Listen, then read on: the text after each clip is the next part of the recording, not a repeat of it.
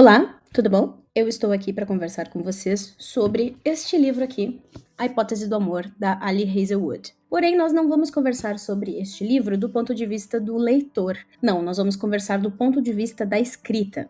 Então, o que eu vou trazer para vocês hoje é o que funciona nesse livro, o que não funciona nesse livro, o que poderia ser diferente. É um momento em que a gente vai destrinchar este querido aqui e tentar entender por que ele fez sucesso também e o que existe nele que a gente pode aplicar nos nossos projetos em andamento. Então seja muito bem-vindo ao Lendo como uma Escritora, A Hipótese do Amor. Pra gente começar e ficar todo mundo na mesma página, eu queria alertar que, sim, este vídeo vai ter muito spoiler, e eu tô partindo do princípio de que vocês já leram essa história. Por quê? Faz mais sentido se a gente conversar sobre esse assunto aqui, desse ponto de vista de escrita, se vocês já leram esse livro. Então, vocês já leram como leitores, agora a gente então parte por um princípio de ler como um escritor. Então, perceber escolhas de narrativa, de elementos que essa autora fez e como é que a gente pode reproduzir o que deu certo.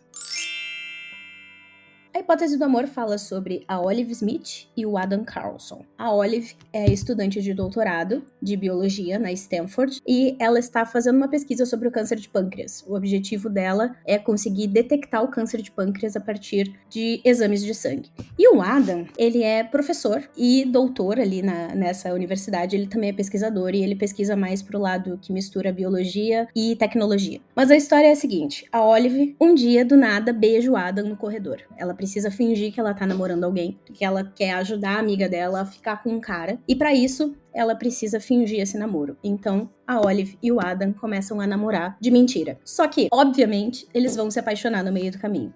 Então a história ela passa por todo esse processo deles fingindo que estão namorando para se conhecerem melhor durante esse processo de fingir e termina com os dois namorando, então encontrando esse amor de verdade ali que começou como um amor de mentira. No meio dessas situações todas também a gente aprende muito sobre o universo da pesquisa, sobre o universo acadêmico e como é que são os movimentos desse universo dentro, desse universo acadêmico. Vale dizer, eu acho que isso não é tão importante pro nosso assunto, que é a parte da escrita mesmo desse livro, mas esse livro aqui, ele era uma fanfic. Ele era uma fanfic da Rey, do Star Wars, e do Kylo Ren. Então esses personagens aqui, eles são inspirados na Daisy Ridley e no Adam Driver. Inclusive o nome dele é Adam por causa do Adam Driver. É algo interessante da gente comentar, principalmente, que a escrita de fanfic, ela acaba levando a gente pra escrita de ficção de verdade, né? Eu comecei a escrever fanfic, assim, foi o meu primeiro contato com escrita, assim, as primeiras histórias que eu consegui terminar eram fanfics. Não tá dentro dos tópicos que eu queria conversar com vocês hoje, mas eu acho que a fanfic é um ponto muito interessante da gente começar a explorar a escrita, né? Começar a explorar o nosso potencial de escrita, começar a explorar os elementos. Então, é muito interessante começar a escrever fanfic se tu quer começar a escrever. Além de estimular a criatividade também, né? Uma das coisas que me fez vir querer falar aqui sobre esse livro, eu acho que ele tem potencial de ser estudado, é que esse livro aqui ele é um sucesso muito grande no BookTok, que é aquela seção lá do TikTok em que as pessoas falam sobre livros. Depois que lê esse livro, percebe que tem uma história muito simples. Não é uma história muito surpreendente, a gente sabe pra onde ela vai. E aí, a gente se pergunta, por que esse livro fez sucesso? Então eu queria tentar responder essa pergunta aqui também. Pra mim, existem uns 3 ou 4 pontos, talvez. O primeiro deles era uma fanfic. Então a gente tem o apelo do ator, né? Quem gosta do Adam Driver, é muito fã, ou acha ele bonito, ou se sente atraído por ele de alguma forma, vai se interessar por essa história. Porque vai querer ver a persona que as pessoas criaram do Adam Driver na internet dentro de uma comédia romântica, dentro de uma história de romance. Então esse fator de era uma fanfic e virou um romance tem um certo apelo. Mais pela celebridade que tá ali, mais pelo casal que tá ali, pelo chip que tá ali, né? Outra coisa que eu acho que chamou atenção é o universo. A gente tá muito acostumado ao romance ser escrito por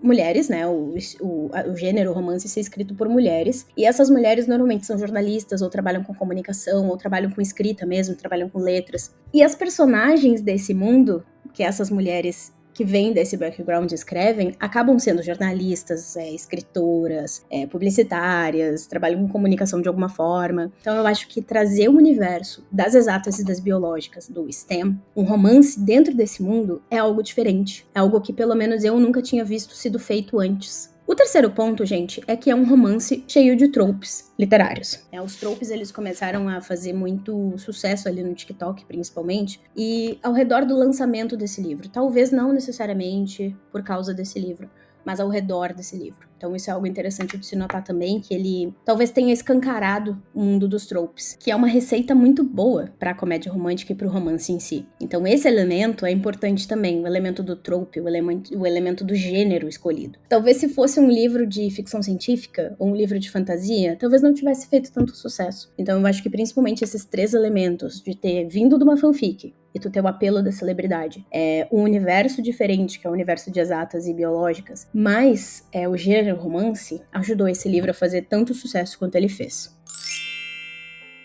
Uma das primeiras coisas que eu entendi quando eu comecei a ler esse livro é que a gente não pode separar ele de jeito nenhum da conveniência, da coincidência e do melodrama. Esses 3 fatores é que fazem esse livro funcionar do jeito que ele funciona. Se não tiver esses 3 fatores, o estilo, o gênero do romance romântico e da comédia romântica não funciona tão bem assim, porque a gente espera essas 3 coisas. Eu gosto de dizer que é um tom novelesco. Existem algumas coisas que tem que acontecer para essa história dar certo. A gente precisa de coisas adversas acontecendo no meio para essa história dar certo. Isso é muito importante quando tu abre o livro e tu, enquanto leitor, entende que é isso que tu vai encontrar aqui. E aí, enquanto escritor, é interessante também que existe esse lado de, sim, eu posso escrever uma história que tenha coincidências, conveniências e bastante melodrama, porque isso é esperado desse gênero. Então, se tu escolhe escrever dentro do romance romântico, tu vai ter que, de algum jeito, introduzir esses 3 elementos dentro da história, porque é o esperado desse gênero por quem pega um livro desse gênero para ler. Só que, ao mesmo tempo, a gente pode fazer uma crítica aqui. Várias resenhas, elas diziam algo do tipo, eu sei que se precisa dessa conveniência, de uma situação forçada pra funcionar, mas eu gostaria que os personagens conversassem. No caso de tu escolher escrever uma história de romance romântico, será que não tá na hora de inovar nisso? De talvez deixar a conveniência, a coincidência e o melodrama um pouco de lado e ir pra uma situação em que tu resolve na conversa? Talvez eu esteja trazendo mais uma provocação do que uma resposta. Porque existe esse lado. Quando tu for escrever um romance romântico, tu precisa incluir melodrama, porque isso existe no romance romântico como um gênero. Mas tu também precisa ter conveniência, porque as coisas não funcionam tão bem no romance romântico se não tiver conveniência. Tu precisa de uma força externa que faz as coisas acontecerem. E tu também precisa de coincidência, porque assim como a coincidência é uma força externa que faz as coisas acontecerem. Então, tipo, nesse livro aqui, a Olive, ela tá procurando um mentor, né, pra abraçar o projeto dela. Ela conversa com um pesquisador de Harvard, e coincidentemente, esse pesquisador de Harvard é muito amigo do Adam. Então, existem essas coincidências, porque a história precisa acontecer desse jeito. Lá na frente, a gente entende por que esse cara era amigo do Adam, né, porque vai ter uma situação de traição lá na frente, de se descobrir que o Tom, que é esse cara de Harvard, esse pesquisador de Harvard, ele não é tão amigo do Adam assim. Então, a gente precisa dessa coincidência do início para poder fazer as coisas acontecerem lá na frente. A gente poderia fazer isso de um jeito diferente? Teria, mas talvez não sentasse tão bem dentro do gênero do romance. Então eu acho que a lição aqui é tu entender quais são os elementos que fazem as pessoas gostarem do gênero. Porque o leitor vai estar preparado para abrir o livro e dar de cara com esses elementos. Só que aí a gente entra na questão da inovação. Será que eu preciso fazer com que a Olive tenha um grande problema de autoestima que ela tem, e isso impeça ela de, em determinado momento do livro, perceber que a mulher que o Adam gosta é ela? Porque todo o problema que se cria no 3º ato é que a Olive acha que o Adam tá apaixonado por outra mulher e não por ela, porque a mulher é descrita como uma mulher maravilhosa e ela acha que ela não é uma mulher maravilhosa. Isso é só um problema de comunicação. Ela poderia ter perguntado, ela poderia ter percebido melhor isso, o Adam poderia ter falado alguma coisa. Quando a gente vai olhar as resenhas, a gente percebe que as pessoas não gostam muito disso. Eles poderiam ter conversado. E a Olive poderia ser menos burra. Né, as pessoas chamam isso de burrice. Então, talvez, gente, esteja na hora de dar uma inovada nesses tropes, né, nesses elementos clássicos desses gêneros, para tentar trazer mais satisfação pro leitor. Tu vê nas resenhas que a leitora já tá satisfeita. Eu adorei muito, não sei o que, mas eu gostaria que a Olive fosse menos burra e que ela entendesse melhor as coisas. Então, daqui a pouco, é só tu inovar em coisas muito pequenas e tu vai estar trazendo mais satisfação pro teu leitor ainda. Eu vou comentar aqui agora uma das primeiras coisas que eu percebi sobre esse livro, e eu acho que é uma das primeiras coisas que a gente pode perceber enquanto escritor também, que é a escolha do narrador. Esse livro ele é todo escrito em terceira pessoa, mas ele é escrito em terceira pessoa, aquele tipo que a terceira pessoa tá dentro da cabeça do personagem. Ele diz, por exemplo, ela o teria fuzilado com um olhar se conseguisse, ou talvez tivesse conseguido, porque ele riu. Foi um riso abafado, mas ela percebeu, e meio que gostou. Ele soltou sua mão, e só então ela percebeu que ainda estava agarrada à mão dele. Ups, é um tipo de narrativa que se a gente trocasse ela por eu, super funcionaria. Ó, eu teria fuzilado com o olhar se conseguisse. Ou talvez tivesse conseguido, porque ele riu. Foi um riso abafado, mas eu percebi. E meio que gostei.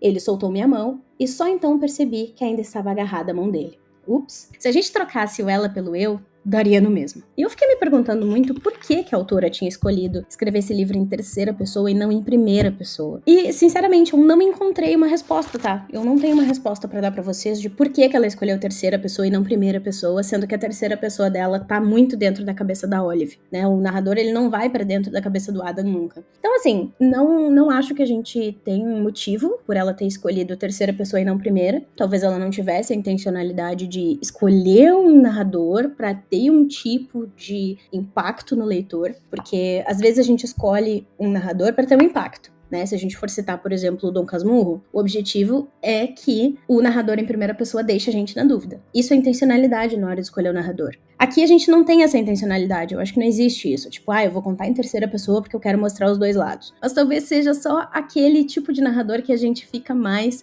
confortável. A Ali sentou no computador e começou a escrever e saiu em terceira pessoa e ela continuou escrevendo o livro em terceira pessoa. Talvez tenha sido uma situação dessa. E aí isso me traz para um outro comentário que eu percebi lendo as resenhas. As pessoas não gostam de narrador em terceira pessoa. Isso é muito assustador. Ainda mais esse narrador aqui. Várias resenhas desse livro dizem: eu gostei muito da história, apesar de ter sido escrita em terceira pessoa. O que é muito curioso. O livro todo ele é escrito do ponto de vista da Olive. O impacto que esse livro tem, que o narrador tem na gente, é o mesmo se ele fosse em primeira pessoa. Porém, existe essa preferência hoje em dia que as pessoas têm por histórias em primeira pessoa. E a minha desconfiança de que isso acontece, né, é porque as pessoas querem estar dentro dessas histórias. Talvez não seja mais suficiente a gente contar a história de alguém. Talvez a gente tenha que começar a contar, talvez as pessoas estejam querendo isso, leitoras de romance pelo menos, tá? Eu só posso dizer a partir das resenhas que eu li desse livro aqui. Mas talvez leitoras de romance estejam querendo ler histórias onde elas possam se colocar no lugar da protagonista. Então, tu escrever em primeira pessoa convence mais elas, porque elas estão atrás desse objetivo. Então, isso eu acho que é uma questão interessante de tu levar em conta na hora de escolher um narrador para um livro de romance. Que é, talvez, eu acho, que Crepúsculo conseguiu, né? Porque a Bella é uma personagem muito canvas branco, assim. Ela tem personalidade, tá? Eu sou uma pessoa que vou nas trincheiras lutar pela Bella, eu acho que ela tem personalidade, mas ela na superfície, ela acaba sendo aquela personagem que todo mundo pode, né, se projetar nela. Porque ela não tem uma personalidade muito forte, muito definida. E o livro todo é em primeira pessoa. Então, talvez Crepúsculo tenha feito bastante sucesso também na época em que fez, por conta disso. Acho que esse é um comentário interessante, é algo interessante da gente levar em conta na hora de escrever também. Né? Eu tô escrevendo em primeira pessoa, em terceira pessoa. Por que eu tô escrevendo em primeira e terceira pessoa? Qual é o efeito que isso vai ter no meu leitor depois?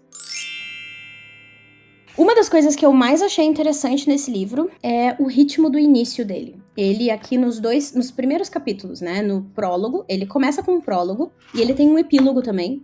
Isso eu acho interessante porque foi uma forma, acho que, da autora separar o que aconteceu no tempo. Ali nos capítulos, mas capítulo 1, 2, 3, 4, 5, todos eles se passam no momento atual. Né, mas o prólogo se passa antes, 2 anos antes, e o epílogo 10 meses depois. Então é um modo de separar no tempo. Mas é interessante que o prólogo e o capítulo 1, eles já colocam a gente na ação. Isso é muito interessante.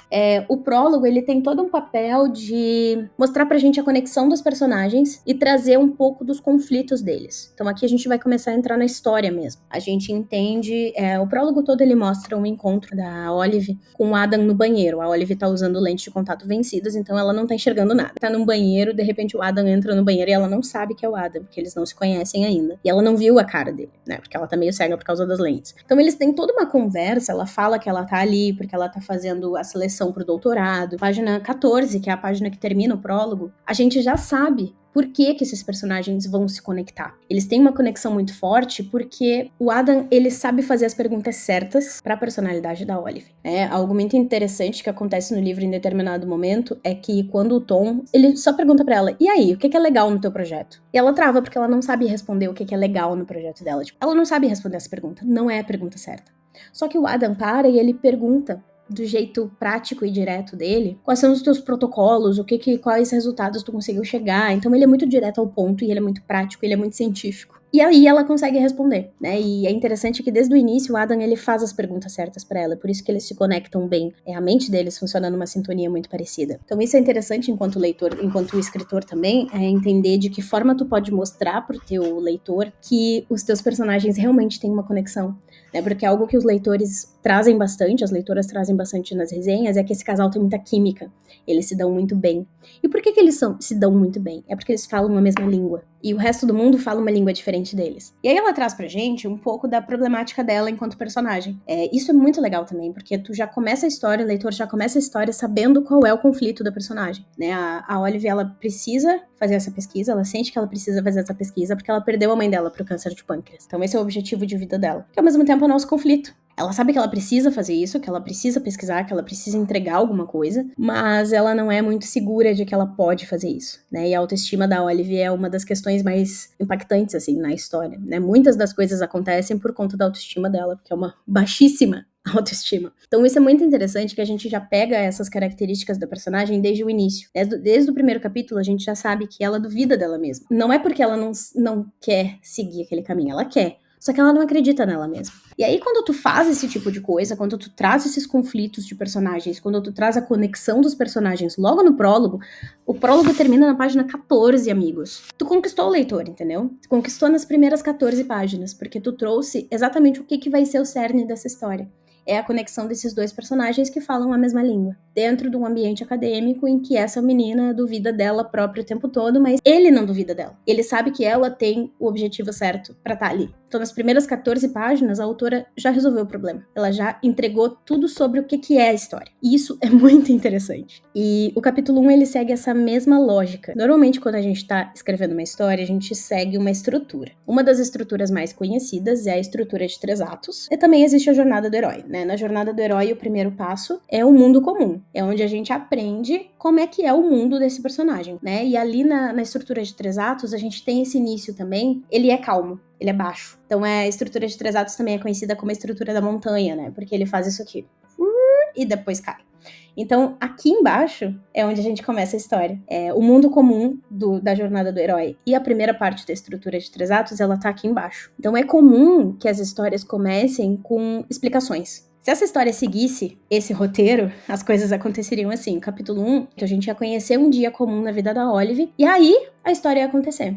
Porque aí na jornada do herói, não me lembro qual é o segundo, é o chamado pra aventura, o segundo passo, né? Segunda etapa, não me lembro. Mas a gente iria pra chamada pra aventura, na jornada do herói. E na estrutura de 3 atos, a gente tem o incidente incitante, que é quando a coisa começa a acontecer. Então tu tem toda essa apresentação de mundo comum, e aí de repente tu vai pra um momento em que a ação vai acontecer. E aí, nessa história, se seguisse essa lógica, seria esse dia comum da Olive, ela fazendo as coisas comuns no dia dela. De noite, ela tá passando no corredor, ela vê a amiga dela, e ela beija o Adam. O Adam, beijo que ela dá no Adam, esse beijo de surpresa que começa toda essa função, é o incidente. É a chamada pra aventura. E aí, esse livro ele não segue essa estrutura. A gente começa no incidente. A gente não tem um mundo comum. Isso é muito interessante, porque tu capta a atenção do leitor. Tu coloca o leitor dentro da história. Então, literalmente, o primeiro capítulo começa com: em defesa de Olive, o homem não parecia se importar tanto com um beijo. Eu até escrevi nos meus comentários que eu acho que isso aconteceu na hora da edição. O editor disse: o capítulo 1 tá muito parado. Eu acho que o leitor não vai querer ler o capítulo 1. Então vamos fazer o seguinte: começa a nação e depois tu explica. Porque o que ela faz? A Olive beijou o Adam. E aí acontece toda a cena do beijo. Depois ela vai explicar o que aconteceu. Porque a gente vê a cena do beijo e a gente fica: tá, por que essa mulher tá beijando esse cara? Né? Por que a Olive tá beijando esse cara? Será que é o mesmo cara do prólogo? E aí ela começa a explicar: ah, quem eu tô beijando é o Dr. Adam. Eu beijei ele por causa disso, blá, blá, blá, blá, blá, blá. Inclusive ela explica pra ele, né? Isso eu achei uma jogada genial, assim. Por quê? É interessante tu jogar o personagem direto na ação e depois explicar o que aconteceu, mas isso pode abrir espaço pra tu fazer muito infodump, né? Porque aí tu começa a explicar. A questão do ritmo da história, né? Tu jogou o leitor na ação. Ele tá ali, pá, pá, pá, pá, pá. Daqui a pouco tu, agora eu vou explicar. O leitor fica tipo: tá, mas eu não tava na ação? Agora as coisas pararam de acontecer? Ele tá acostumado com essa ação e tu para. Isso é uma das coisas que eu acho que tem que tomar cuidado. Mas aqui, ela fez de um jeito muito bom, porque a explicação faz parte da história, né? Não é a narração explicando pra nós, leitores. é a Olive explicando pro Adam o que aconteceu, por que ela beijou ele. Esse primeiro capítulo, ele é muito bem editado. Eu acho que ele não foi escrito desse jeito, ele não tem cara de que foi escrito desse jeito. Ele tem cara de que tava de um jeito, o editor olhou e disse, vamos fazer de um jeito diferente? O que tu acha? Acho que isso vai melhorar o ritmo. E realmente melhorou o ritmo. Então isso aqui é uma prova viva da importância do editor. De olhar pro ritmo. E é interessante que isso acontece só no primeiro capítulo. E o primeiro capítulo também, o prólogo e o primeiro capítulo, eles são muito curtos. O capítulo 2 começa na página 23. Então a gente tem 9 páginas de capítulo 1, enquanto a gente tem menos ali páginas de prólogo. E o capítulo 2, ele é grande. E ele tem separações internas. Então o que foi feito aqui? Ela escreveu um prólogo e um capítulo 1 matadores. Muito feitos para capturar a atenção do leitor. Depois que o leitor passou do capítulo 1 e já tá interessado nessa história, o incidente já aconteceu, ele quer saber o que vai acontecer na história depois. Tu caprichar no capítulo 1, no início do livro, ali nos primeiros, nem 25%, tá? Nos primeiros, 5, 10% do livro, tu vai conseguir captar essa atenção. Teoricamente, né, gente? Talvez não aconteça porque existem algumas coisas aí envolvidas, mas nesse caso aqui, eu acho que isso foi uma das coisas que ajudou muito a conquistar leitores, porque as pessoas começam a ler e elas já são capturadas pela história logo no prólogo. Eu acho que o prólogo já capta a gente, mas o capítulo 1 é o que solidifica essa captura do leitor, sabe? Outro ponto que ajuda bastante no ritmo são os diálogos.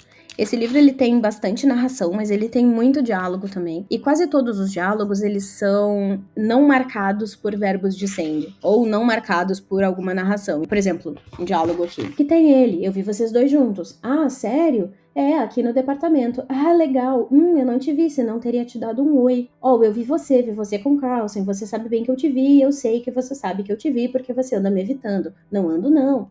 Então, tu vê que o diálogo, ele quase não tem marcação. Então, nesse diálogo, existem duas marcações de narração depois do diálogo. Quando ele é marcado desse jeito, só diálogo, pum, pum, pum, pum, pum, pum, pum, ele deixa o ritmo da história muito mais leve, ele deixa muito mais fluido. Tu lê mais rápido quando tem mais diálogos. Então, isso também pode ter sido uma estratégia, e aqui eu não sei dizer se isso pode ter sido editado desse jeito, tá? Mas isso pode ser uma estratégia de deixar a leitura do livro mais fluida. Então, quando tu tem mais diálogos, quando tu tem diálogos curtos, e quando tu tem diálogos sem marcação de narração, tu consegue deixar o ritmo mais acelerado. A pessoa lê o teu livro mais rápido, automaticamente ela chega mais rápido no meio da história ou no final da história, ela quer saber mais rápido o que aconteceu. Então isso é um ponto muito interessante também de tu ter numa narrativa de entretenimento. Por outro lado, esse tipo de diálogo, ele pode trazer confusão, gente. Existe um diálogo aqui no final do livro, deixa eu ver se eu encontro esse diálogo. O jantar foi legal, e você tinha razão, aliás, completou ela. Ela tá conversando com o Adam. Então, o primeiro diálogo é dela, o segundo é do Adam. Sobre a gororoba de abóbora? Não, isso estava maravilhoso. Sobre o Holden, ele é mesmo insuportável. Você passa a gostar mais dele depois de uma década ou um pouco mais? Passa? Não, na verdade não. Pobre Holden, ela soltou uma risadinha. Mudando de assunto, você não era o único que lembrava. O que eu acho um pouco confuso nesse diálogo? Ele só tem a marcação de completou ela, né? Só tem esse verbo de send ali de completou ela. E depois, lá embaixo, tem uma marcação de narração que diz ela soltou uma risadinha. Nesse meio do capítulo, nesse meio do diálogo, a gente não tem marcação nenhuma. Então, quando ela diz não, isso estava maravilhoso, é sobre o Holden, ele é mesmo insuportável. Eu não sei se isso é uma ironia. A essa altura do campeonato, ela conhece o Holden há bastante tempo, ela acha ele divertido, ela nunca fez nenhum tipo de comentário assim sobre ele antes, dizendo que ele era chato ou algo do tipo. Mas aqui ela comenta isso. Eu tenho a impressão de que isso era pra ser irônico. Porém, gente, se tu não tem uma marcação, pode parecer que ela realmente acha o Holden um insuportável. Porque se a gente tá conversando aqui cara a cara, dá pra saber que isso é irônico. No livro, não. No livro a gente não tem como saber isso. Então eu acho que... Esse daqui foi um exemplo, tá? Mas eu acho que em alguns momentos, essa questão de tentar ser muito leve, muito fluido, muito rápido no diálogo, por não ter essas marcações, tu acaba perdendo um pouco da intenção dos personagens. A Olive, ela tem a questão com a mãe dela, né? A questão de ela ter perdido a mãe dela pro câncer de pâncreas. E isso ser a motivação dela estar no doutorado. Ao mesmo tempo, a personagem, ela tem pouquíssima autoestima, né? A autoestima dela é lá no chão. Ela comenta também que ela não é boa em comunicação, ela não se comunica bem, ela não publiciza muito bem o trabalho dela por causa disso, né? Então, eu acho que tudo isso é uma consequência, assim, da baixa autoestima dela. Só que isso é muito conveniente em alguns momentos da história. É muito conveniente no momento em que ela precisa se convencer de que ela tem que terminar com Adam pra ficar com a mulher maravilhosa que ele quer. Por um lado, funciona, faz sentido, por causa da baixa autoestima dela. Mas é muito conveniente dentro da história, né? Então, na questão da construção dos personagens, talvez isso devesse ser um pouco menos conveniente. E aqui, talvez, entre aquela questão de as pessoas terem trazido que a história devesse ser tratada de um jeito diferente, a comunicação, os personagens tinham que se comunicar mais, a Olive tinha que ter um pouco mais de autoestima. Será que a protagonista com autoestima baixa, que se coloca pra baixo o tempo inteiro, é o que as pessoas estão querendo ler? Existe essa reclamação de, eu queria que a Olive fosse um pouco mais esperta, porque ela é uma pesquisadora, e isso também é uma questão de construção de personagem, né? A Olive, ela é uma pesquisadora, ela tem que estar atenta às coisas que estão acontecendo, mas ela não é atenta ao detalhe das pessoas, né? Ao mesmo tempo, ela é uma pessoa que tem muitos amigos, ela é atenta a esses personagens, ela é muito generosa, ela faz muitas coisas pelos outros, ela é atenta aos detalhes com os amigos, ela entende, olhando pro Jeremy, isso é muito interessante, no início da história ela comenta, ela diz, Jeremy olhando pra Anne a cada movimento que ela fazia, e a dor de saber, com certeza, em quem ele estava interessado. Então, olhando pro Jeremy, ela percebeu que ele queria ficar com a amiga dela. Só que olhando pro Adam, ela não percebe que o Adam quer ficar com ela. Eu acho que isso poderia ser melhor construído na personagem, entendeu? Tu trazer um pouco mais de complexidade pra ela. Eu acho a Olive uma personagem um pouco complexa por conta da questão da autoestima e por conta do trauma que ela tem com a perda da mãe dela e de ser uma pessoa sozinha no mundo, né? Porque ela não tem mais parentes e ela perdeu a mãe dela muito nova, então ela desde cedo, ali 17 anos parece que foi que ela perdeu a mãe dela, ela é uma personagem sozinha. Então ela tem algumas complexidades por conta disso.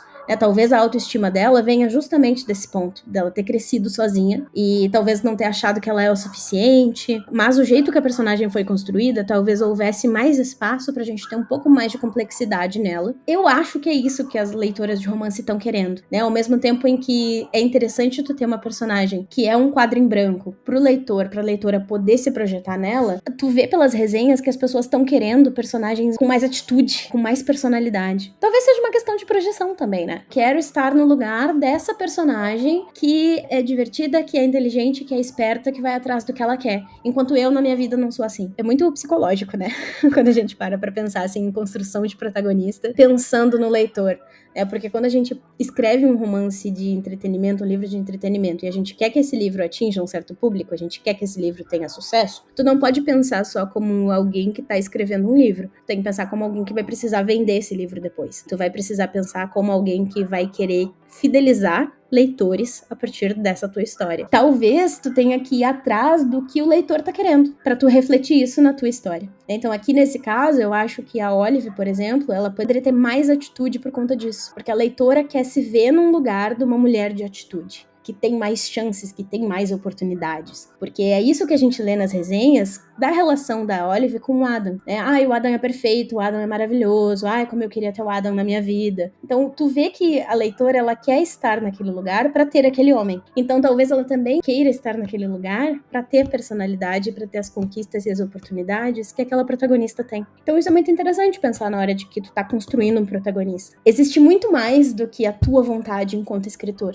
Existe muito mais do que a minha vontade como escritora, se eu quero escrever algo pra impactar as pessoas e pra fazer essas pessoas gostarem da minha história, se colocarem no lugar dos meus personagens. Tu tem que entender o que os leitores desse gênero que tu tá escrevendo estão querendo. E aqui nesse caso, elas querem esse cara, elas querem esse amor, eles querem esse homem escrito por mulheres, né? Porque esse personagem talvez não exista na vida real, mas ele existe aqui nesse livro e as leitoras querem esse homem. Mas elas também querem uma personagem que não seja burra, como elas dizem. Então, acho que isso mostra, dá pra gente algumas nuances e algumas coisas pra pensar sobre a construção de protagonistas. E eu acho que isso também afeta um pouco as motivações que os personagens têm ao longo da história, né? Porque muito da história, ela é movida por conveniências e situações forçadas que vão acontecendo durante a história e que poderiam ter sido construídas também de um jeito diferente. Principalmente ali, quando a gente para pra ver a questão do tom, o conflito ali do livro, né, do Tom querer roubar a pesquisa da Olive. A ameaça que ele faz pra ela é, se tu contar isso pro Adam, ele não vai acreditar em ti. Isso é uma motivação muito fraca.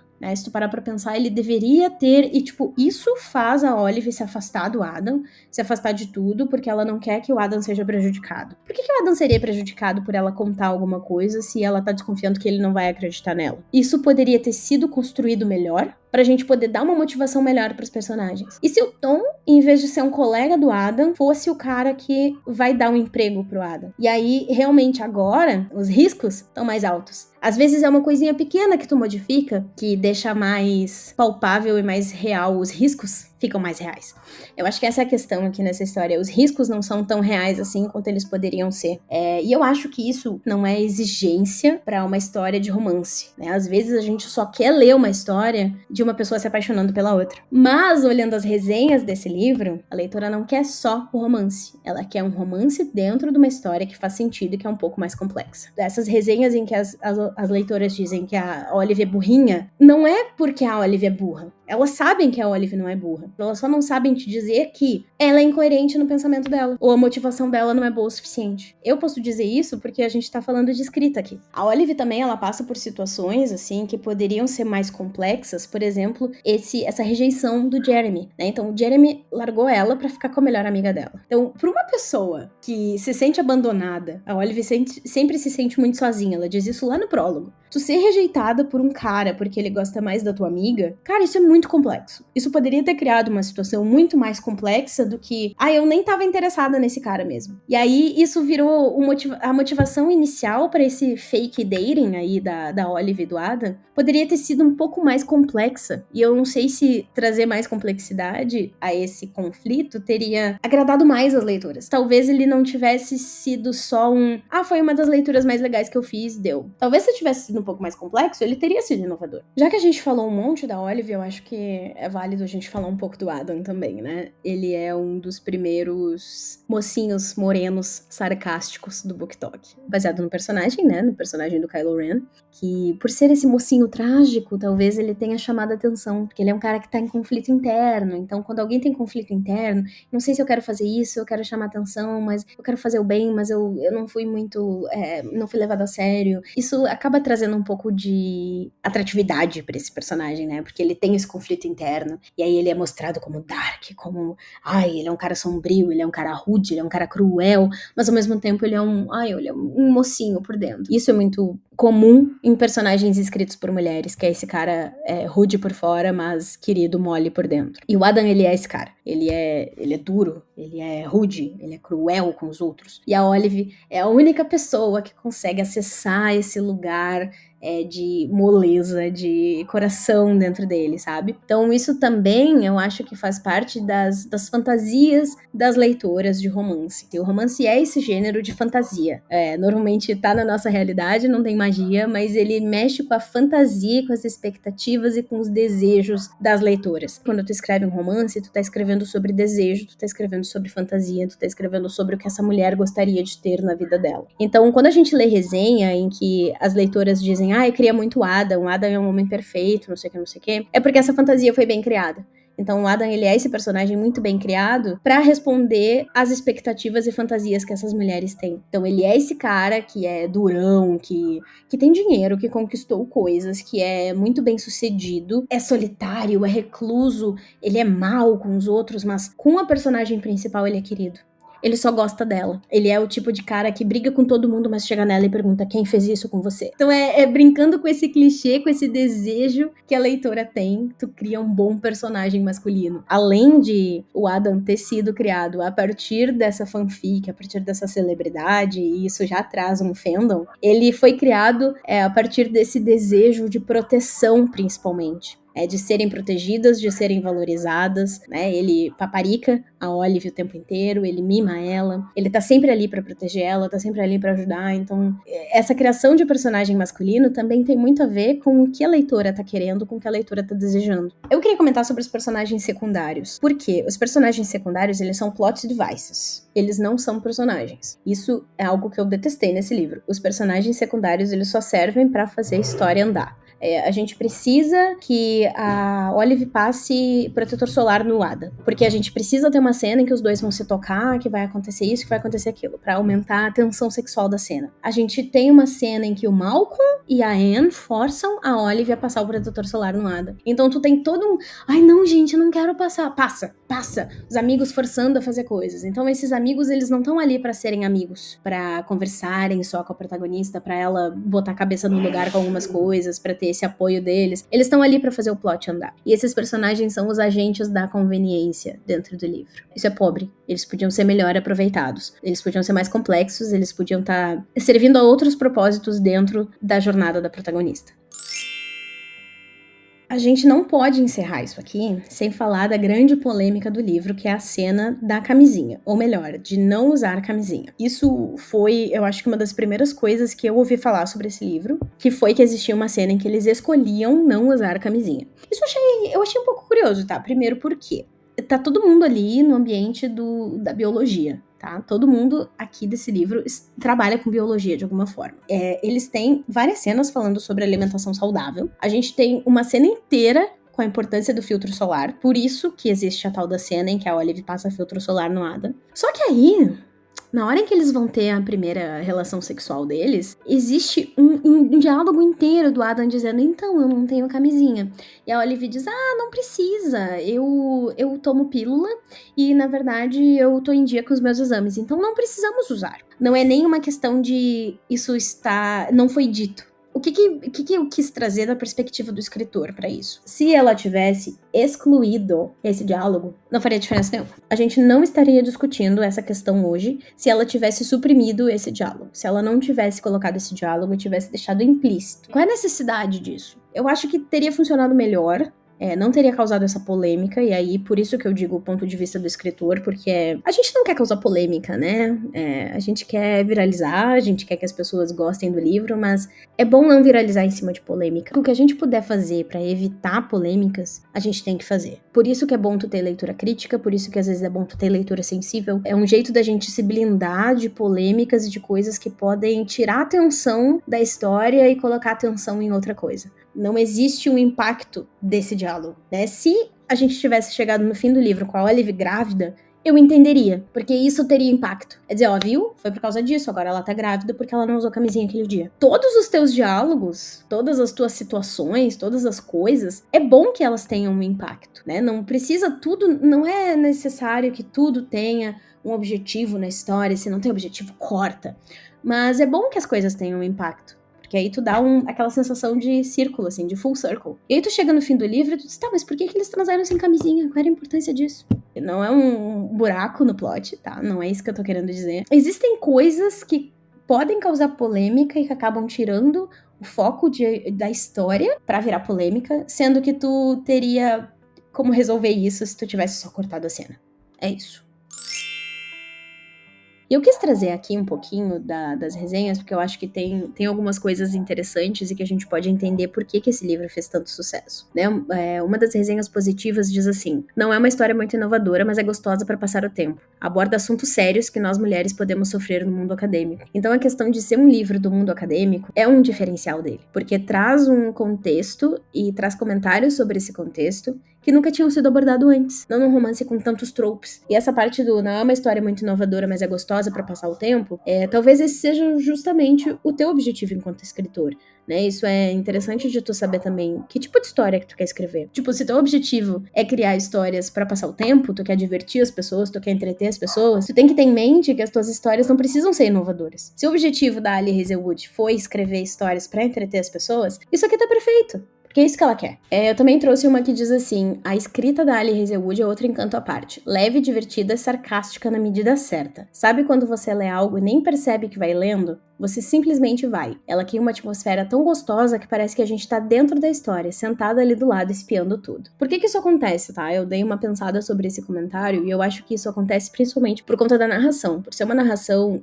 que tá dentro da cabeça da protagonista, tu consegue botar essa pessoa dentro da cabeça da personagem e tu consegue mostrar essa ambientação. Então a Olive, ela percebe muito as coisas que estão ao redor, ela faz muitos comentários internos. Então isso acaba trazendo essa pessoa mais pra perto. E a questão ali do ritmo, tipo, você simplesmente vai, nem percebe que tá lendo, é a questão do ritmo. É a questão de tu botar várias coisas acontecendo, é ter diálogos rápidos. O Adam e a Olive têm muitos diálogos que falam sobre cultura pop. É um bate-bola. Então isso tu também cria esse ritmo de que as coisas simplesmente vão acontecendo. E é muito real, na verdade, né? Porque as pessoas têm conversas nesse sentido. Então quando tu traz essa narrativa que tá dentro da cabeça do personagem, mesmo que seja uma narrativa em terceira pessoa, mas esses diálogos mais rápidos, essas referências ao mundo de hoje e pessoas conversando como pessoas conversam, tu acaba conseguindo trazer um pouco dessa atmosfera, então isso é muito interessante. Teve uma outra que diz assim, me peguei rindo em vários momentos e me apaixonando pelo casal em outros. Isso aconteceu comigo também. Eu várias vezes dava gargalhada alto, eu ficava, ai, que bonitinho! Porque é muito real, traz essa questão da realidade. Tu te imagina naquele lugar por conta da narração e por conta desses diálogos. Então, tu acaba agindo como alguém que tá assistindo essa história. Porque tu tá assistindo, né? Essa história se desenrolar. Então, isso também é muito interessante. Tem essa leitora aqui que disse: embora tenha gostado da leitura, não a achei maravilhosa. Não sei exatamente o que faltou, mas talvez a história tivesse sido mais rica se incluísse o ponto de vista do Adam, permitindo que soubéssemos o que ele estava pensando e como ele se sentia. Além disso, percebo que não tenho me sentido muito atraída por livros narrados em terceira pessoa. É aquilo que eu comentei com vocês, de não se sentir atraída por narrativas em terceira pessoa. Vários desses comentários vão dizer que acham ruim que esse livro foi escrito em terceira pessoa. Não sei exatamente o que faltou, mas talvez a história tivesse sido mais rica se incluísse o ponto de vista do Adam. Talvez aqui seja aquilo que eu comentei com vocês. Será que não tá faltando complexidade nessa história?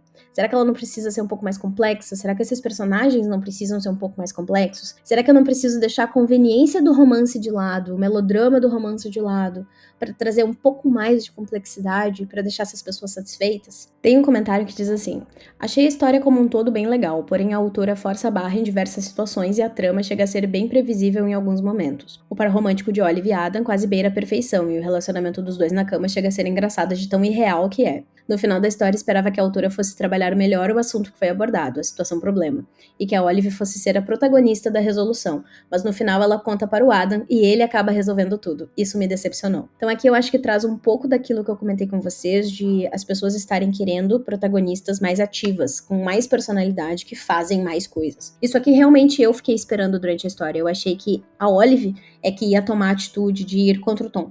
Ela só contou pro Adam e deixou que ele resolvesse a situação. Inclusive, essa história é resolvida assim, em um diálogo. O que falta talvez seja a complexidade de trazer mais esse tema, porque a autora fala o tempo todo, mulheres na academia, mulheres pesquisadoras, olha só, o cara tentou roubar minha pesquisa, as pessoas estão na pesquisa porque elas são egocêntricas, existem pessoas que fazem porque elas podem fazer, e aí tu resolve desse jeito, com um diálogo. A relação dos dois é boa, como eu mostrei pra vocês, eles têm uma conexão muito forte, mas a história fora do romance precisa de mais complexidade. Tem uma que diz aqui, inclusive, amei a história dos dois, acho a escrita ótima também. A única coisa que me estressa é a dificuldade de falar. Tipo, é só abrir a boca e explicar o que tá acontecendo. Mas eu sei que faz parte do roteiro. O leitor tá querendo algo mais. O leitor tá querendo uma história um pouco mais complexa, melhor desenvolvida. Ele entende quais são os riscos ali, o que tá em jogo, mas ele gostaria de mais. Então, isso é bom de se ter na mente. Tem uma que disse assim: acho que se encaixa no romance adolescente. É a minha mais sincera opinião. Tem muitas pessoas comentando que, na verdade, esses personagens que teriam 26, a Olive tem 26 e o Adam tem 34, eles agem como adolescentes. E se esse livro se passasse na escola, tipo, um clube de ciências ou algo do tipo, não mudaria muito a história. O que é de se pensar também, né? Pra que público tu tá escrevendo? Tu tá escrevendo pra adolescentes? Tu tá escrevendo pra adultos? O público jovem, ele aceita mais coisas do que o público mais velho, né? E esse livro, ele é voltado para o público adulto. Então, talvez essa necessidade de um pouco mais de complexidade na história venha justamente porque o público desse livro é adulto. Se ele fosse voltado para um público adolescente, talvez não existiria essa necessidade de, eu acho que faltou alguma coisa, eu queria um pouco mais. Então, talvez o público tenha interferido muito nisso. O público é adulto, o público já acompanha outros tipos de história, já lê outras coisas. Para um adolescente, que não deveria estar lendo esse livro, devo dizer isso por conta dos capítulos hot, já é o suficiente. Muitas pessoas comentando que, foi o primeiro livro que eu li, é o primeiro livro que eu terminei, não sei o que. Para essas pessoas, esse livro tá perfeito. Porque essas pessoas talvez não tenham uma bagagem que um outro público tenha. Então, como esse livro é voltado para o público adulto já tem um pouco mais de bagagem. E talvez isso interfira também. No geral, foi uma leitura muito boa. Eu gostei muito de ler esse livro, ele foi super leve, foi super bom. Eu gostaria também que ele fosse um pouco mais complexo. Eu tô aqui junto com as minhas coleguinhas que pediram algo mais nessa história. Eu acho que ela tem espaço pra ser um pouco mais complexa, pra trazer um pouco mais de debate, principalmente. Tem espaço pra comentários, tem espaço pra falar sobre assédio sexual na academia, pouca gente fala. Tem espaço pra falar sobre mais, né, da personalidade da Olive, mais um pouco dos traumas dela. Mas eu também entendo que essa não é a proposta do livro. A proposta desse livro é entreter, pelo que a gente percebeu. É contar uma história de romance e entreter as pessoas com um romance. Existem as outras tramas que é só pra deixar a história um pouco mais redonda, um pouco mais cheia de coisas. Mas se quisesse contar só a história do fake dating, beleza, funcionaria. Então, esse é o objetivo do livro. A gente não pode exigir mais do que o livro está proposto a entregar para nós. A gente não pode esperar que o leitor exija mais. A gente tem que estar ciente disso, que a nossa proposta foi entregar isso. E se o leitor pedir mais, tu diz, bom, não era a minha proposta, né? A Ali Hazelwood pode olhar para esses comentários que dizem, eu queria algo mais, não sei o quê, pode olhar para os meus comentários de complexidade e dizer, mas essa não é a minha proposta, minha querida. Então, isso é importante também da gente ter em mente, né? Qual é a proposta. Mas existem, né, esses espaços de tu explorar um pouco mais essas possibilidades. E, enfim, eu, enquanto leitora, gostaria que ele fosse um pouco mais complexo, talvez por causa da minha bagagem de leitora. Mas enquanto escritora, eu entendo que essa não era a proposta do livro. Então existem esses dois lugares aí em que a gente pode estar. É isso, eu espero que vocês tenham gostado. A gente se vê numa próxima.